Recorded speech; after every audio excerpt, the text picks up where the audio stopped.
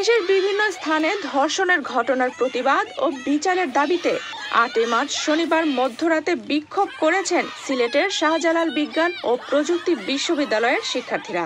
এ সময় হলের গেট বন্ধ রেখে ছাত্রীদের বের হতে বাধা দেওয়া হয়। তবে রাত ১টার দিকে তালা ভেঙে হলের মেয়েরা বেরিয়ে আসেন। দেশ জুড়ে তোলপাড় ওয়ালটন ফ্রিজ কিনে আপনিও হয়ে যেতে পারেন মিলেনিয়ার।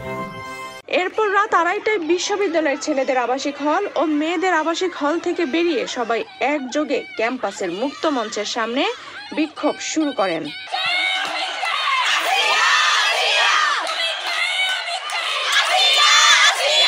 মাগুরায় ৮ বছরের শিশু আসিয়া সহ অসংখ্য ধর্ষণ ও নারী নিপীড়নের ঘটনার জেরে বিক্ষোভ সমাবেশে ২৪ ঘন্টার মধ্যে ধর্ষকদের সর্বোচ্চ শাস্তির দাবি জানিয়ে আলটিমেটাম দিয়েছেন শিক্ষার্থীরা।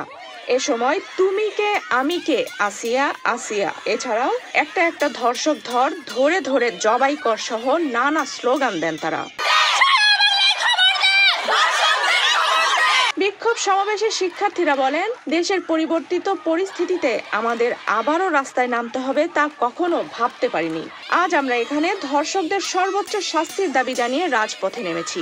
আমরা চাই একটা ধর্ষকও যেন আর মুক্ত বাতাসে ঘুরে না বেড়ায়। আমরা এই নরপশুদের ২৪ ঘন্টার মধ্যে সর্বোচ্চ শাস্তি চাই। যদি শাস্তি দিতে না পারেন তাহলে পদত্যাগ করতে বাধ্য হবেন।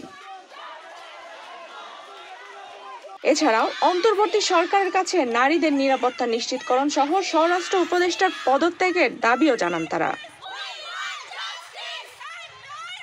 আফসানা রিপা, বাংলাদেশ প্রতিদিন।